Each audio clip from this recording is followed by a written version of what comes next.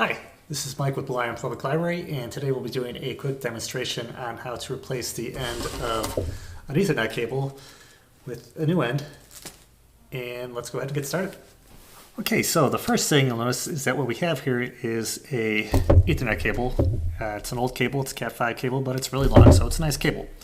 And what happened over time is one of the clips broke. So here's a good working clip. Works fine. This one, the piece broke off. So what happens is the part that works clips in, gets stuck in there until you use the release. This other one, unfortunately, put it in there, might work for a little while, and then what happens is it just comes right out. So that's how you might replace it. So what you're going to need is a crimping tool and another end. You can get crimping tools for 15-20 bucks on Amazon.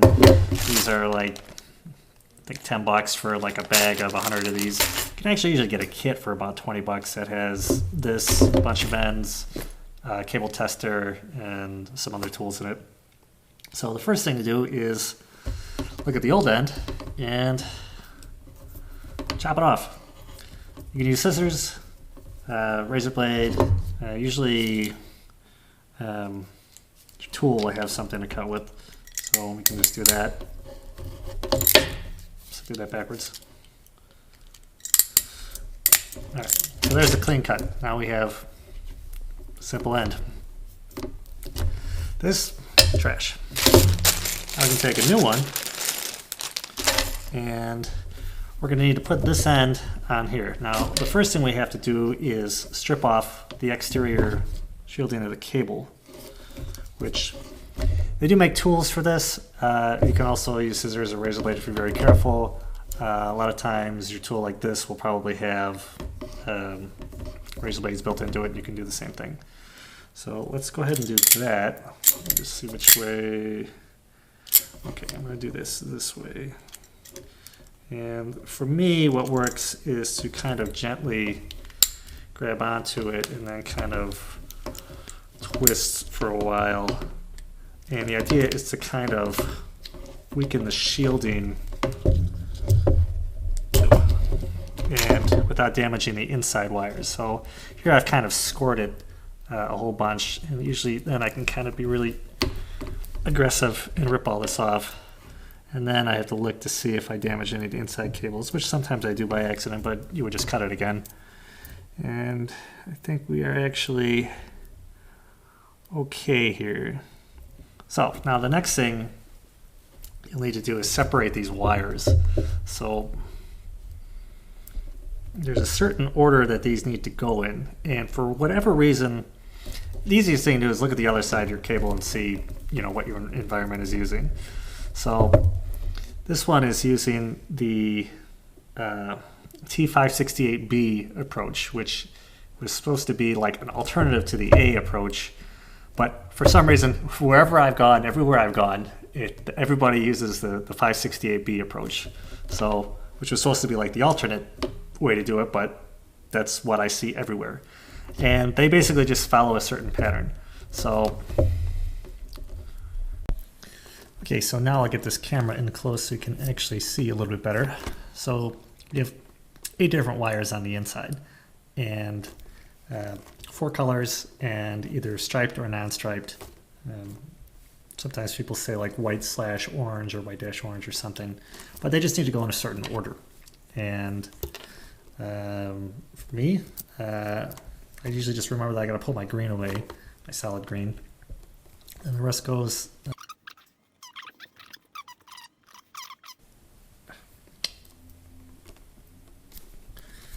Giving me grief here. But the pattern is orange stripe, orange, orange stripe, orange. That's not right. Where did my... Jeez.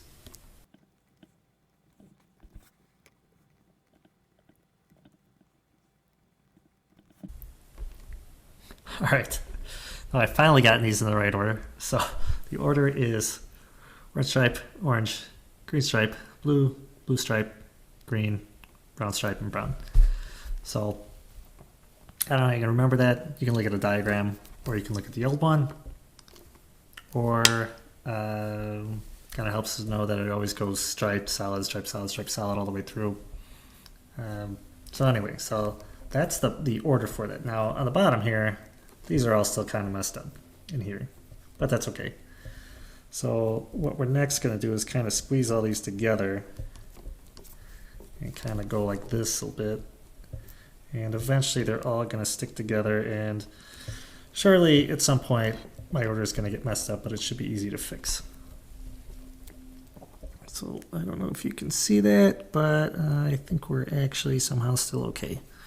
So now this has to go into this. I don't know if these are the kind that go all the way through.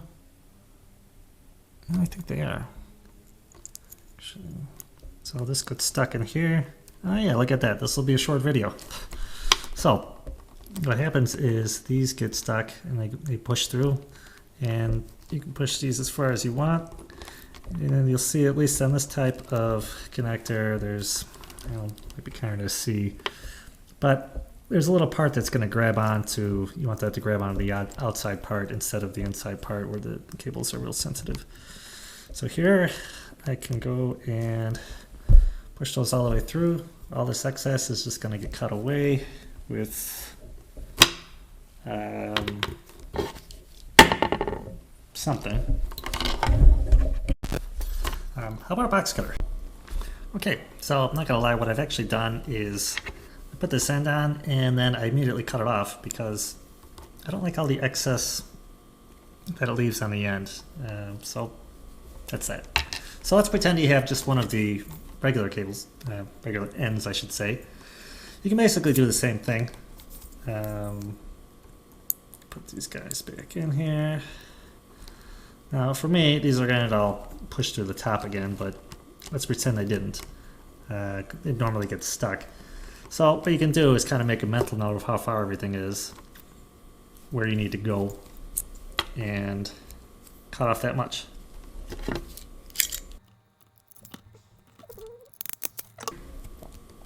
So I have what I think is about the right length. And maybe a little tiny bit more. Alright, now I can put these guys in. I think our pattern is still good. This guy in here, I'm going to have the good grippy part to grab onto the outside exterior shielding. And as the final step, I can put this in here, push down really hard, let go, and our end should be on pretty good. If I test that in something, get a nice click.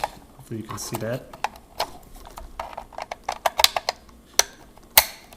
Now as a final step, test the cable out. You can also get cable testers, which I have somewhere, like right here. So here's some cable testers. Alternatively, what you can do is just plug this thing in, see if it works. But if you don't want to, you want to make sure you don't want to have any problems down the line, you can get simple cable testers like this, which are a couple bucks, part of aforementioned kits and so forth. And what happens is plug these guys in and turn this guy on, and it gives you, in our case, this particular cable tester just runs through each pair one by one, and or each strand one by one, and lets you know which ones are working. So all the lights light up, so we are good, and I think that is it.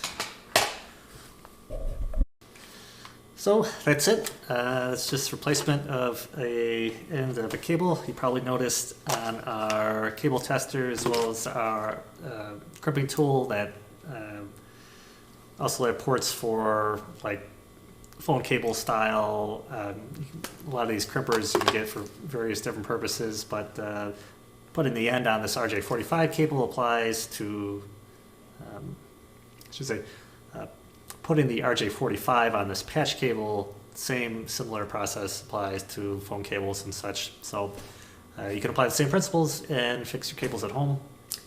And that's it. Thanks for watching.